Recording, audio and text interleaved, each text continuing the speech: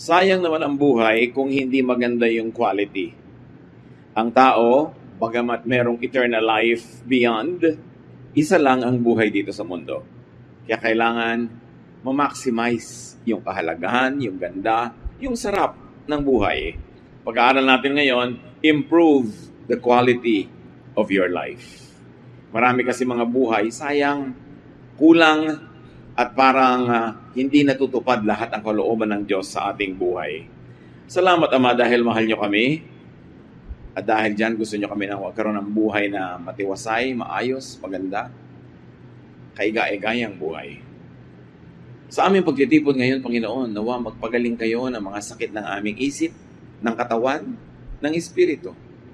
Paging dapatin nyo kaming tumanggap ng pagtuturo, pagtutuwid, pagpapalakas, ng mga bagong pananaw, na lalong magpapalalim ng aming pag-unawa sa inyo at magpapataas ng antas ng aming kabuhayan.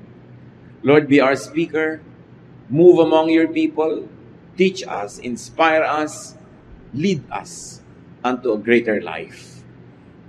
Use your servant as your instrument, but be the speaker. May your voice be our medicine, our food, our drink, our energy. Father, we praise you. We thank you. And commit everyone to your care and teaching. In Jesus' name. Kumusta po ang quality ng inyong buhay? Pag sinabi natin 1 to 10, 10 being the highest quality, nasaan kaya yung buhay natin? Saan kaya natin yon pwedeng ilagay? Gusto ng Panginoong Jesus ang buhay natin ay maging maayos, maganda, mariwasa, sagana. John 10:10, he says, "A thief comes only to rob, kill, and destroy. I came so that everyone would have life and have it in its fullest." Maraming Kristiyano hindi kilala si Kristo. Ang kilala nila mga teachings of the Pharisees, religious traditions, and the teachings of some prophets, some disciples. Pero konti ang nakakaunawa ng lubos sa kagustuhan ng Panginoon sa ating buhay. Kaya maraming tao, pag naging Kristiyano, akala nila wala na dapat fun. Puro pagtitiis, puro pagtitimpi, puro na lang pag-iisip sa buhay na walang hanggan sa kabila. At wala nang buhay dito. Pero ang centerpiece ng teaching ng Panginoon na ito, sabi niya, I came so that you will have life and have it in its fullest. At pag sinabing fullest, physical, mental, social, spiritual, ito ang mga main parts of our lives. Are we having a full life? Or in fact, we are having less than a full life because we think that's what Jesus wants. Pero ang gusto ng Panginoon ay buhay na buong buo, buhay na buhay. At sabi niya, it is the thief that steals, kills, and destroys. Yung magnanakaw, yung masamang espiritu, yung diablo ang nagnanakaw ng saya, ng ginhawa, ng kaluguran ng buhay. And Jesus obviously came to give a full, abundant life. Dapat goal yun ng Kristiyano na sumusunod kay Kristo. To live a full, abundant life. And when we meet Him in the next life, we shall say, Lord, I really lived a good life. I lived a life that was full in accordance with your teaching and will. That is part of my worship to you. The will of God is for people to have a high quality life. Ang nakakapagtaka, sobrang ginaglamorize ng religion at hindi lang ng Christian religion. Most religions, sobrang ginaglamorize ang suffering. Ginaglamorize yung sobrang paggutom sa sarili, pagpapakasakit, pagtitiis, pag-abstain sa lahat ng mga masasarap at magaganda at enjoyable na bagay. In fact, to feel guilty for the pleasures of life. Pag gusto mong malaman kung anong kalooban ng Diyos para sa tao, titingnan mo lang kung paano niya dinesign ang katawan ng tao. Bakit pwede ka namang kumain ng walang lasa, binigyan ka pa ng taste buds para ma-enjoy mo pa ang lasa? Binigyan ka pa ng nerve ending sa yung skin para ma-enjoy mo yung init o lamig ng tubig, ng hangin, kinis ng sapin sa kama, Binigyan ka ng mata para makita mo ang mga kulay, mga hugis, ng tenga para makarinig ka ng iba't ibang mga tunog, iba't ibang mga musika. Tapos pag naging Kristiyano, ililimit mo lang ang sarili mo sa isang uri ng musika. Ililimit mo lang ang sarili mo sa isang uri ng pagkain, na isang diet. Parang nadadaya yung tao. Pero yan ay turo lang ng relihiyon, hindi yan ang turo ni Jesus. What we should do is to put Christ back to Christianity. The Christ who likes us to have a full life. Now, how to improve the quality of your life? May mga dapat gawin ang tao. Grade na natin ang mga sarili natin kung paano natin ito ginagawa ngayon. High grade ba, low grade, so that we can do what must be done. Take care of your body. The quality of your life is determined largely by your health. Kahit gaano ka katalino, kadakila, kahit gaano katayo yung mga pangarap, at gaano karami ang pwede mong magawa sa buhay, pag na-lowbat na yung katawan mo, lowbat na lahat. Goodbye pangarap, goodbye plano, goodbye everything pag yung katawan humiga na at hindi na makakilos. 1 Corinthians 6:19, you surely know that your body is a temple where the Holy Spirit lives. Kaya dapat alagaan, mahalin, bigyan ng sapat na nourishment, eat healthful food. You are what you eat. Pag nakaharap sa iyo ang pagkain, marami kang pwedeng pagpilian kung meron. Piliin mo yung healthful. Hindi yung masarap lang sa dila. Pero pag nalunok mo na at nasa sikmura mo na, laso na sa iyong kalusugan. Bakit mga diabetic sa matitikas ang ulo, ang kinakain pa rin sweets? Mga hypertensive people, ang kinakain pa rin taba, animal fats. Hindi mabait sa katawan. Pinipili dahil oras na pumasok na sa iyong sikmura, bahagi na siya ng iyong katawan, bahagi na ng iyong kalusugan, o magdadala sa'yo ng sakit. Kaya sila Shadrach, Meshach, Abednego at Daniel, nung pinapakain sila ng very rich king's food sa Babylon, nung sila'y nakulong doon, anong sabi sa Daniel 1:12? Sabi nila sa bantay, let us have only vegetables and water at mealtime. Hindi naman siguro laging vegetable and water lang ang healthful, pero yun lang ang choice nila. Otherwise, other than that, yung very rich foods na of the king. 1 Kings 19:7, nung ang propeta ay sobrang nanghina na, sa gutom, sa pagod, at gusto na niyang mamatay, nakatulog siya. Soon, the Lord's angel woke him again and said, get up and eat, or else you'll get too tired to travel. Depressed pala siya, gusto na niyang mamatay, gutom lang ang dahilan. Dahil nung kumain na siya, nabusog na, naiba na uli ang pananaw. Naglingkod na uli sa Diyos. Merong mga tinatamad na sa buhay, gusto nang mamatay, o tinatamad na sa ministry, gutom lang yan. Gutom ng katawan, o gutom ng emosyon, o gutom ng espiritu. Alam na naman natin ito lahat, no? Eat healthful foods, exercise, move your body, work. The Lord designed the body to move, kaya may mga joints, may mga ligaments, may muscles, may tissues. The body is always healthier when it is moving correctly. Kaya sabi sa 1 Timothy 4:8, physical training is of some value. May halaga. Ang pagkilos ng katawan, ang pagsasanay. So you exercise, but you also never forget to play. Malaking relaxation ang idinudulot ng play para balance. Pero huwag naman puro play. Dapat work, exercise, play. Hindi kailangan laging makatuturan ng ginagawa. Pag na-enjoy mo siya, nasa-setback ang panahon ng iyong pagtanda. Yung mga sakit mo, nababawasan. Ang kalusugan mo, nadadagdagan whenever you are enjoying. Relax. Fatigue and stress opens one's life to so-called demons. Pag ang tao sobrang fatigued, sobrang stressed sa trabaho, sa opisina, sa workplace, maraming naiisipang mga kung ano-anong mga hindi magagandang bagay. na paglalaroan ng mga masasamang espiritu ang isip ng taong laging pagod, nadadaya, nade-depress, natuturoan ka maging magagalitin, mga nawawalan ka ng gana sa buhay, pagod lang pala. Si Haring Saul, sa sobrang stress ng buhay niya, sinabi, ginulo siya ng masasamang espiritu. Bumukas ang buhay niya para siya magulo ng masasamang espiritu.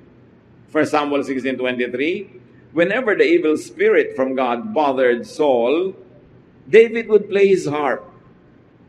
Saul would relax and feel better, and the evil spirit would go away. Pansinin niyo mga kapatid, hindi muna umalis yung evil spirit, tapos dahil umalis, nakarelax tuloy si Saul. No.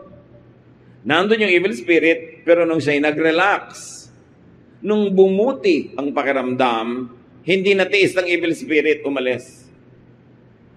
Kasi ayaw ng evil spirit makipisan sa taong relaxed, masaya, at payapa. Parang ipis, ayaw niyang pumunta sa kusinang malinis. Naiilang siya.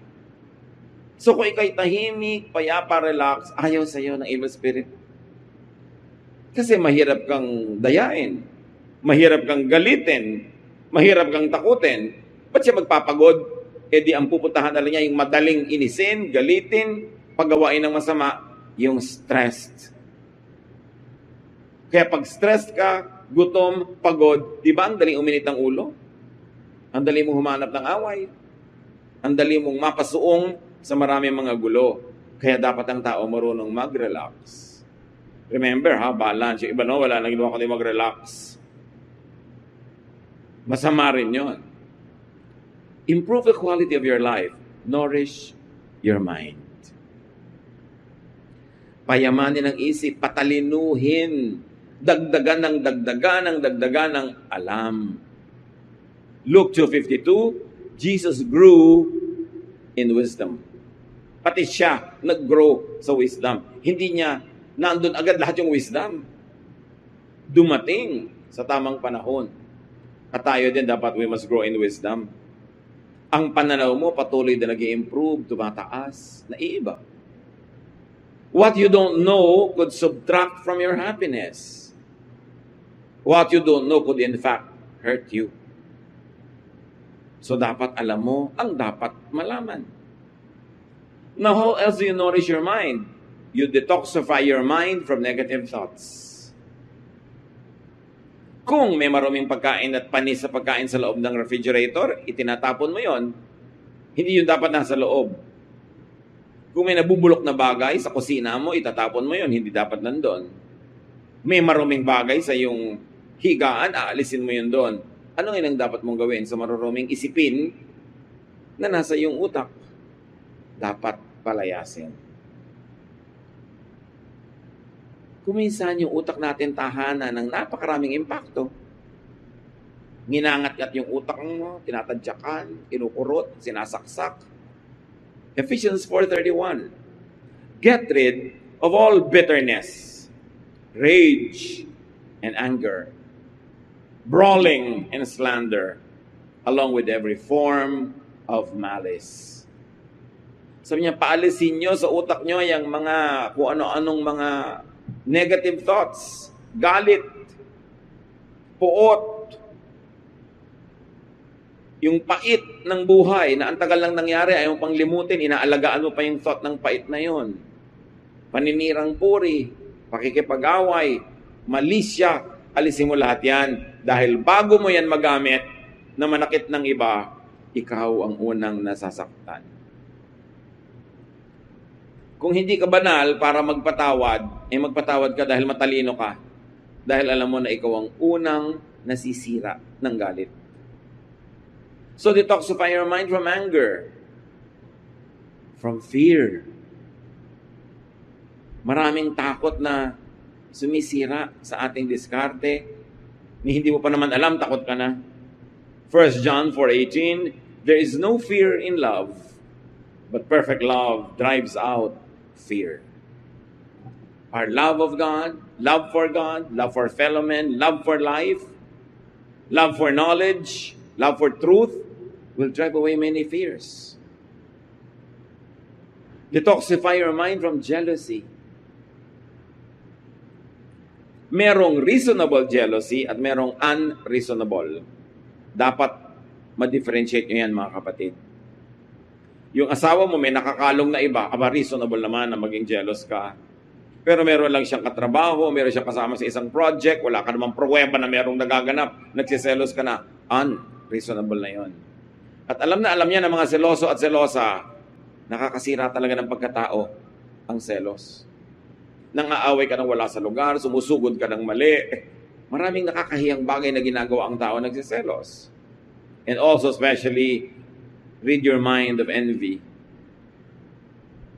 Because envy leads to many evil practices and heaviness of heart.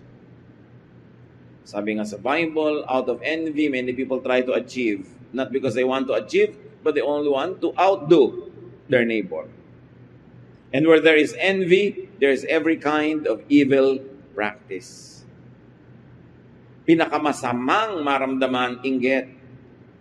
Ang kasunod, selos. Pag merong kanyan, maaga kang mamamatay. O buhay ka man, hindi ba lusog ang katawan mo? Hindi masaya ang iyong buhay. Detoxify your mind from pride. Pagka proud ka, you're afraid. Because gusto mo ma-maintain yung pride mo. Natatakot kang matalo, natatakot kang madaig, maungusan, natatakot kang makita ang iyong kahinaan dahil hindi ka na magiging proud. Malaking amoy ang pride.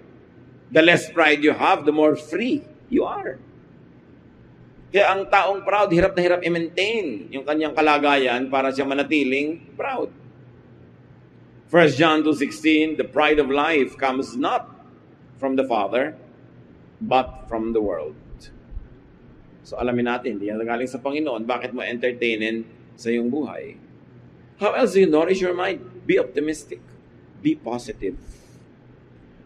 Napipili naman You can be negative, but you can also be positive. Why choose to be miserable? Why choose to be negative? Why choose to be kontrabida?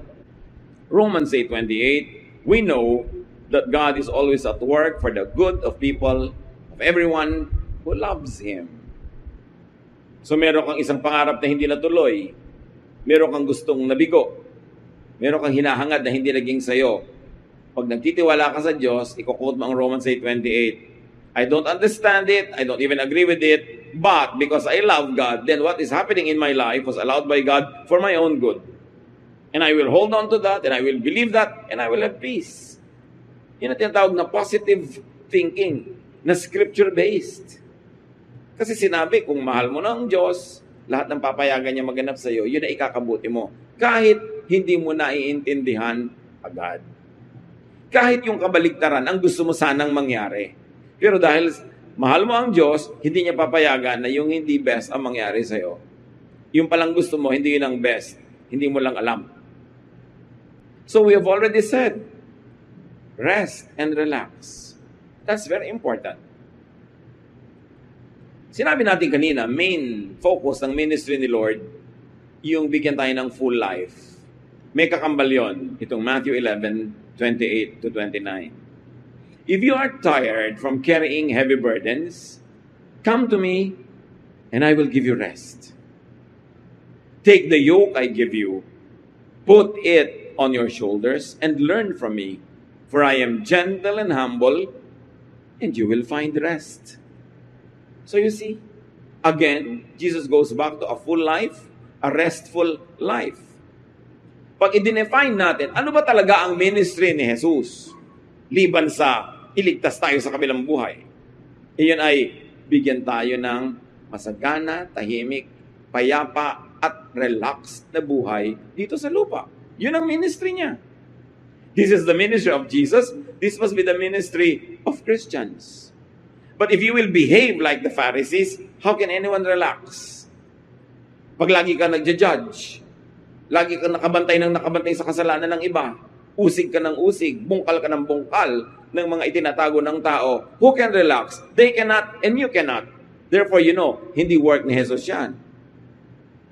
Dapat restful Ang behavior natin yung nagbibigay sa atin ng maximum rest and also to people who are near us. Hindi nakakapagod kang kasama. Nakakailang kang kasama kasi sakal na sakal ang kasama mo, hirap na hirap. Performing because you're expecting perfection. How can you relax when you're trying to be perfect? How can you relax when people are forced to be like perfect in your presence? Kaya dapat ang tao marunong mag-control ng kanyang mga sariling kilos para hindi lang siya, pati kapwa niya, rested.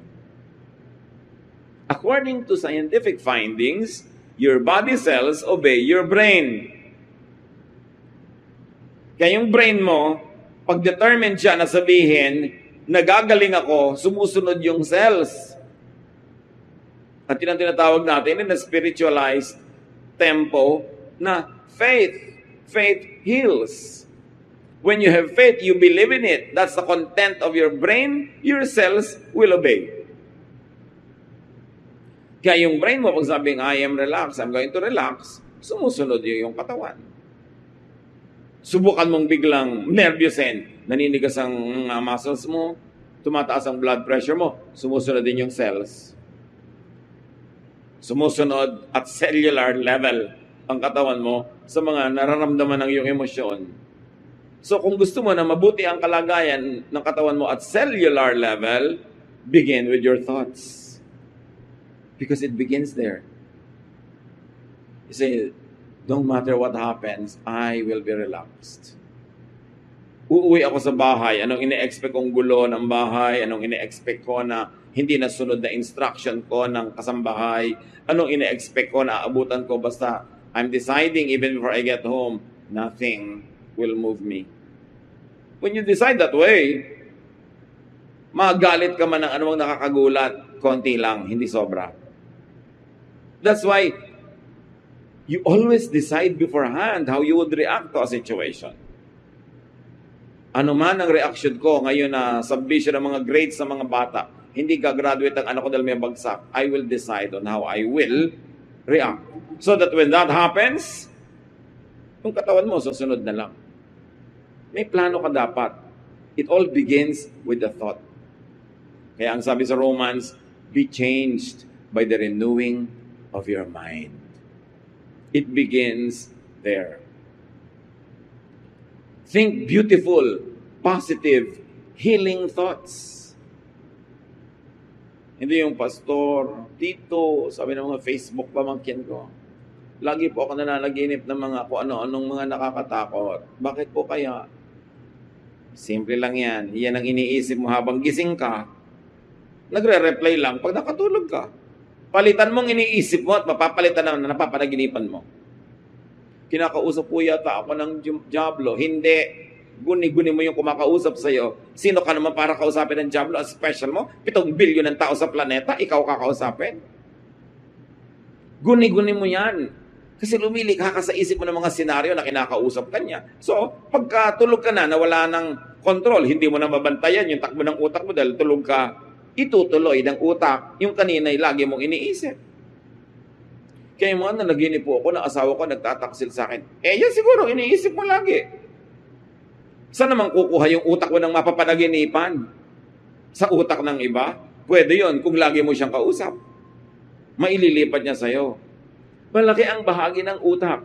At Diyos ang may bigay niyan. Kaya dapat nating unawain yung faith. Unawaan natin how it works. Sabi sa Philippians 4:8, keep your minds on whatever is true, pure, right, holy, friendly, and proper. Don't ever stop thinking about what is truly worthwhile and worthy of praise. So iniisip mo yung biyanan mo. Pag nagkaroon ka ng kapangyarihan, gagawin mo siyang ipis. Pero worthwhile ba yung iniisip mo? Worthy of praise ba yan? No, tigilan mong isipin. Kasi hindi mo alam, ikaw ang nagiging ipis niyan.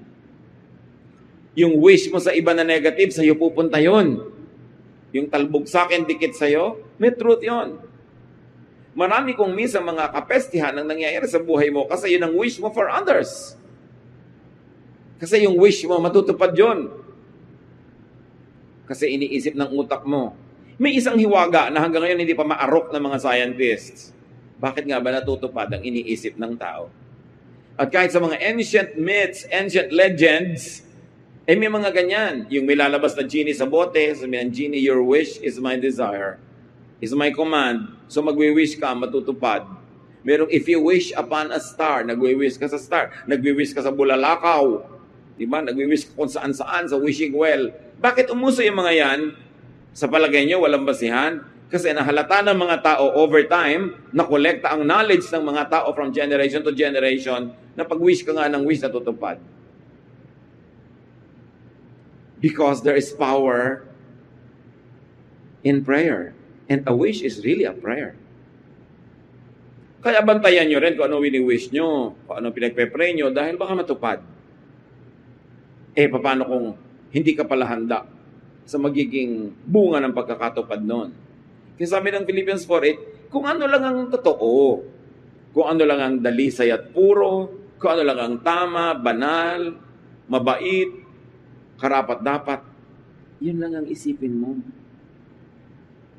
Para yun ang maghari sa buhay mo. Sabi ng James 4:7, resist the devil and he will flee from you. Pastor, bakit po ayaw umalis ng tukso sa buhay ko? Hindi mo nire-resist dahil sabi, resist, aalis So balik rin natin, hindi umaalis. Bakit? Kasi welcome na welcome sa'yo. Kahit ano pong gawin ko, hindi ako mapanatag. Ikaw ang gumugulo sa sarili mo. Kasi pag niresist mo yan, aalis yan Sinabi bang fight the devil? No. Sinabi bang makipagbuno ka, makipagboxing ka, karatihin mo ang devil? No. Sabi lang resist. Sabi mo lang no. Aalis. The power of the will. Bakit may power ang will ng tao? Because we were created in God's image. There's a slice of God in us. We are not the divine, but we were created in His image. The Spirit of God lives in us. Our body is the temple of the Spirit. So you think you're powerless? You are empowered. So isipin mo kung saan mo gagamitin yung power na yun. Dahil pag ginamit mo yun sa negative, kahit matupad doon sa taong gusto mong padalhan ng curse, bumabalik din sa'yo. Because what you give is what you get. What you plant is what you harvest. Mahirap ba naman yung arithmetic niyan? Kaya sabi sa Bible, what you wish that would happen to you, wish that it would happen to people. Kaya mga taong laging masama ang iniisip sa kapwa, laging may mga nag-iisip ng masama, sari-sari ang nagiging sakit. Sari-sari ang mga dilubyon dumadating sa buhay na hindi nila maipaliwanag. Kahit ang mga doktor, hindi na maintindihan kung saan kumukuha ng sakit itong taong ito. Kasi hindi lang naman tao body. Meron tayong spirit, meron tayong soul. And the sickness of the spirit, the sickness of the soul also reflects in the body. Kaya mahalaga, inaalagaan yung isip. Resist the devil. And the devil is not always yung may sungay at may palikpik at may mga buntot na yan. Kundi, evil thoughts, bad thoughts, unpleasant thoughts, evil din yan. Jealousy, bitterness, anger, envy, lahat yan, demonic. Hindi laging yung demon na sinasabi, espiritu. Meron na symbolic lang yung paggamit ng word. So, improve the quality of life. Satisfy your needs. Hindi na dadaan sa denial kung hindi ka talaga satisfied. Dapat gumawa ka ng paraan para masatisfy. Produce what you need. Deserve what you desire. And produce more than you need. Merong minimum amount of material supply para ang tao sumaya. Hindi mo pwede sabihin, napaka-spiritual mo, kahit zero food, masaya ka. It cannot happen. Napaka-spiritual mo, kahit wala ka na kaibigan, kahit isa, basta Diyos ang kaibigan mo, masaya ka. No, it's a lie. Laging merong minimum requirement on the physical level. Kaya kailangan marunong ka magtrabaho. Kailangan mo ng pera, magtrabaho ka. Gusto ba ng maraming gastusan? Mag-produce ka ng mas maraming panggastos. Kasama yon sa pag-improve ng quality of life. Kaya makikita nyo sa mga developed countries, sa mga rich economies, mas mataas sobra ang quality of life ng mga tao. Public life. sa hardworking and very productive Japan, pati mga toilet seats, heated pag winter. Quality of life. Hindi yung walang toilet dahil walang pera. Siyempre, pag mahina ang budget mo, ang toilet paper mo, parang sandpaper, nagagasgas ang iyong behind kasi masyadong mura. Kaya kung ikaw ay mariwasa, marunong ka magtrabaho, pati toilet paper mo, soft as a feather. Pleasure. Dahil nagtatrabaho ka. Ephesians 4:28, anyone who has been stealing must steal no longer, but must work, doing something useful with their own hands, that they have something to share with those in need. Ito, spirituality, religiosity at its highest order. A person who stops being dependent on others, who stops living on others, and now begins to produce more than what he needs, that he has adequate excess to give away to people who are genuinely needy. Yun ang mataas na uri ng relihiyon. Huwag maging dependent, huwag maging pabigat sa kapwa, kundi lampas-lampas pa sa kailangan ang ma-produce para makapagbigay ka sa iba. Then, you will have a high quality of life. Work enough. Work more than enough. Because work earns provisions. It earns meaning and value. Work earns affirmation. Ang taong productive, hindi lang siya kumikita ng kailangan niya, tumataas din ang halaga niya bilang tao, napapahalagahan siya ng iba, tumataas din ang tingin niya sa kanyang sarili, pumapanatag ang kanyang loob, mas gumaganda ang quality of his life. Work satisfies. Kaya kailangan sariwain natin yung virtue of work. Hindi yung umaasa sa iba, sabi, they work with their own hands. Hindi yung iba ang nagtatrabaho, sila ay humihingi lamang. You can never have a high quality life that way. Ngayon, kung ang satisfaction hindi pa kompleto, how else do you satisfy your need? Learn contentment. But don't be contented too early. Magsikap ka, gawin mo lahat ng kaya mong gawin, at kung ano ang naging bunga, doon ka na lang matuto na maging kontento. Pero hindi yung wala ka pang ginagawa, contented ka na. Kailangan, sa may dulo-dulo yun, when you have already done your best. 1 Timothy 6:6, but godliness with contentment is great gain. Philippians 4:12, I have learned the secret of being content in any and every situation. Paano mo guguluhin ang taong marunong turuan ng sariling makontento? Yung sinasabi ng mga matanda, habang maikli ang kumot, matutong mamaluktot. Maliit yung kumot mo, defold your knees and paliitin mo yung katawan mo para magkasya yung kumot mo. Hindi pagpipilitan mong kulang, sa wala Gagawa ka ng paraan. Teach yourself to be contented. Improve the quality of your life. Nourish your soul, your feelings, your emotion. It is unseen, it is invisible, but it nonetheless is so real as the physical body. Give importance to what and how you and others feel. Mahalaga ang feelings. Okay. Madadagdagan ang kita mo, pero magkakalayo kayong mag-asawa sa pagtatrabaho mo. Nag-improve ang bulsa, pero ano nangyari sa feelings? Ano nangyari sa iyong feeling? Is it worth it? May madadagdag na halaga sa inyong income, is it worth all the lonely nights? Is it worth all the aloneness? And is it worth being tempted to find even just temporary comfort in another person's arms? Yung gobyerno natin, pag ipinagmamalaki yung kita ng mga OFW, pag pinagmamalaki kung gaano pinatitibay ng OFW remittances ang ating local consumption and economy, hindi nila sinusukat yung emotional state of the people. Hindi naman kasi lumalabas yan sa mga GDP, hindi lumalabas yan sa mga GNP, hindi lumalabas sa mga balance of payments of a nation. But what is the social cost of all the separation? What is the emotional and spiritual cost of all of that? Hindi lang pera. Sabi ni Jesus, man does not live by bread alone, by money alone. May mga iba pang mahalaga. So ang tao marunong dapat magsukat. Feelings are important. So do your best to feel good, not bad.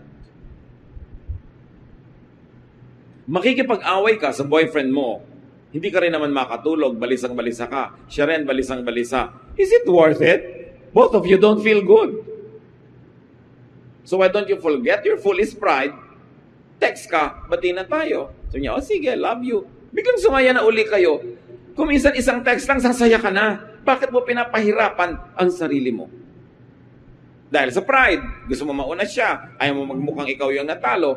But remember, feeling good must be prioritized. Don't do too many things that make you feel bad. Especially kung inimbento mo yung feeling na yun, ikaw ang may dahilan. Ecclesiastes 7:14, when times are good, be happy. Balik na rin natin, if you are not happy, make the times good. Umimbento ka ng saya. Pagandahin mo ang sitwasyon. Mag-asawa kayo, hindi kayo nagkikibuan, kaya kitid-kitid ng kama nyo. Huhulog na kayo sa dalawang gilid, huwag lang magkadikit ang mga paan nyo. Why feel bad when you can feel good? Why be foolish when you can end an emotional warfare? Sometimes with just a word, a hug. Minsan isang tasang kape lang, yun lang pala, okay na. Pero bakit papatagalin ang mga away? Ba't pahihirapan ng emosyon? Tuwing nahihirapan ng emosyon, may nasisirang bahagi na yung katawan. At kung minsan hindi na yun nare-repair. Nourish your soul and your feelings and your emotion. Be with people you like. Be with people you love. May magtatanong sa akin, Tito, ang taas-taas po ng sweldo ko dito sa office ko, pero impyerno, everyday impyerno. Sumasakit na ang tiyan ko, sumasakit ang ulo ko, nagkaka-migraine ako lahat na, pero ang laki-laki po ng kita. So, computein mo. May halaga din ang iyong emosyon. Lagyan mo yan ng presyo. So tingnan mo, baka lugi ka pa sa bottom line. Pag sinubtract mo yung kalugihan mo emotionally, dapat ang tao masaya.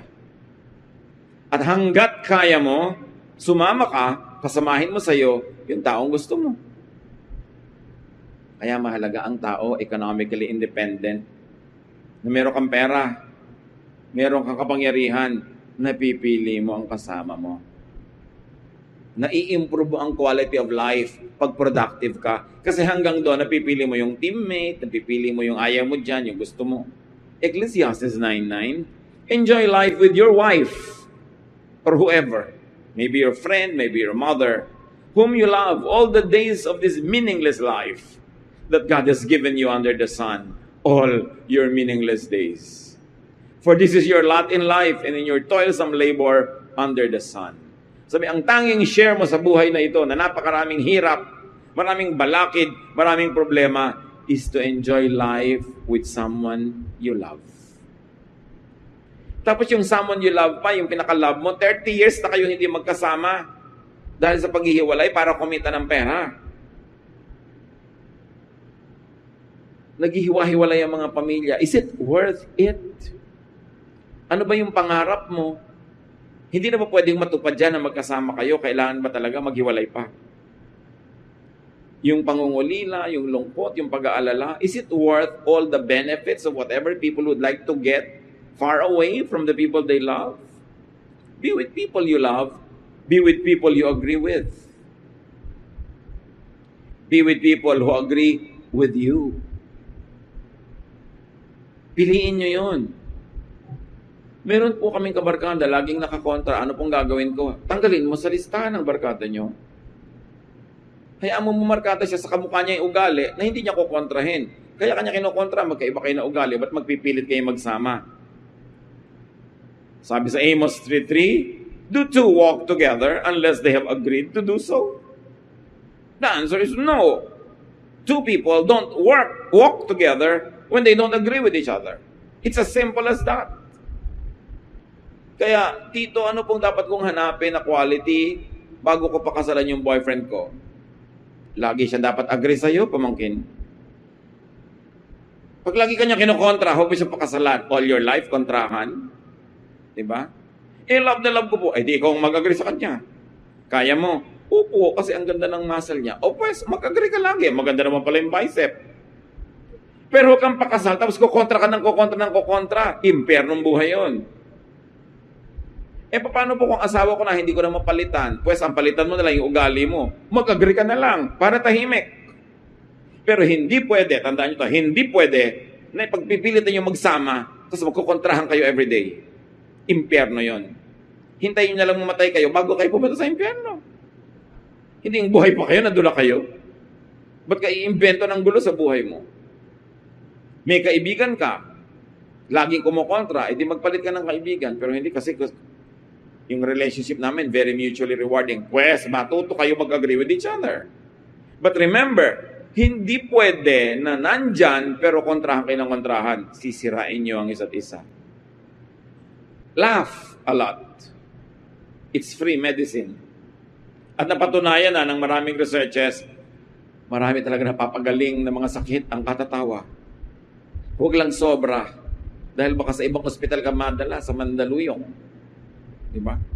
Pero, kailangan ang tao marunong tumawa. Proverbs 17:22, if you are cheerful, you feel good.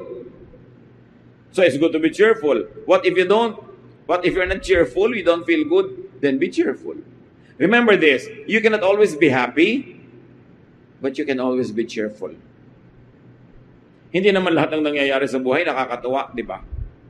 Pero mapipili mo yung cheerful response kesa doon sa bitter response. Hindi mo naman mapapalitan. Useless na labanan mo pa, tanggapin mo na lang. You've got to enjoy life. That's what Jesus wants you to have. Enjoyment. Sabi ni Solomon na hindi naman aksidenteng pinakamatay ng tao sa balat ng lupa. Ecclesiastes 8:15, so I commend the enjoyment of life. Because there is nothing better for a person under the sun than to eat and drink and be glad. Then joy will accompany them in their toil all the days of the life God has given them under the sun. Sinabi ba niyang magtimpi, magtiis, no? Sabi niya, mag-enjoy ka. Yan lang ang mahihita mo sa buhay na ito. Maraming problema, maraming sakit, maraming sagabal. So tuwing kaya mo, isingit mo, ipaglaban mo, mag-enjoy ka. Nasiraan ang sasakyan, may pupuntahan kayo. Anong gagawin mo? Maghanap ka ng tindahan ng halo-halo at maghalo-halo ka. Isingit mo yung enjoyment kaysa magreklamo ka sa buhay. Always find pockets of fun. Pockets of vacation. Pockets of pleasure and happiness. At si Solomon na pinakamarunong na tao, sabi niya, yan ang pinakamabuti mong magawa sa buhay na ito. Bakit kaya pinakamabuti mag-enjoy? Kasi pag enjoy ka, enjoyable ka rin. Masarap ka rin kasama. Pag enjoy ka sa buhay, you are generous, you are kind, mapagpatawad ka, mabait ka. Kaya talaga, ministry na mag-enjoy. Pagka ikaw miserable, you cannot give what you do not have. You cannot be kind to others when you're miserable. You cannot help others when you are tired. That's why you should learn how to rest. Nourish your spirit. This is how you really improve the quality of your life. Be at peace with God and with your conscience. 1 Timothy 1:19, holding on to faith and a good conscience, which some have rejected, and so have suffered shipwreck with regard to the faith. So hold on to your faith and a good conscience. Pakinggan mo ang sinasabi sa'yo ng kalooban mo. Huwag mong kontrahin yung sarili mong dibdib. Makinig ka sa sinasabi sa'yo ng iyong puso. Connect with God. Psalm 145:18, the Lord is near to all who call Him. Tito, bakit po parang ang layo sa akin ng Diyos? Anak, Psalm 145:18, the Lord is near to those who call Him. So mukha siyang far, you are not calling. Tito, tawag po ka lang tawag. Baka mechanical lang. superficial lang. Pero kung taos-puso, tumatawag ka, mararamdaman mo nandun ng Diyos. So hindi siya lumalayo ang problema mo, hindi ka tumatawag ng galing sa puso. Do good. Ephesians 2:10, for we are God's handiwork, created in Christ Jesus to do good works, which God prepared in advance for us to do. That's one of the best things you can do. Do good works. Punong-puno ng good works, Jesus. And how else do you nourish your spirit? Be thankful always. Be grateful. 1 Thessalonians 5:18, give thanks in all circumstances, for this is God's will for you in Christ Jesus. Be thankful. Ang reklamador hindi masaya. Ang reklamador nagagalit, nasisira uli ang kanyang kalusugan. Be thankful. Learn contentment. Do your best. And when your best can do only so much, be contented with it. Improve your quality of life. And not only that, help your neighbor improve his or her quality of life. Huwag tayo ang maging kontrabida, maging hadlang para mag-improve ang buhay nila. Tumulong tayo. Because what you do to them comes back to you. Panginoong Diyos, salamat po. Na binibigyan kayo ng oras na mag-isip-isip, magbulay-bulay sa mga bagay na madalas nalilimutan. Nabubuhay na lang, naghahanap buhay, pero hindi naman masaya ang buhay. Teach us to find pockets of pleasure, happiness, and fun, even in moments of hard work. Teach us, Lord, to see your blessing na kuminsan ay hindi obviously visible. Turuan mo kaming improve na aming buhay at buhay na aming kapwa. Dahil ang buhay na ito ay pahiram mo, ang buhay na ito ay gusto mong maging masaya, mapayapa, mariwasa, maunlad. Teach us to be faithful to your will by improving the quality of our lives. Pagbulay-bulayan natin mga kapatid kung paano gagawin ito in the context of all our realities. Lord, teach your people how to apply this in our daily life.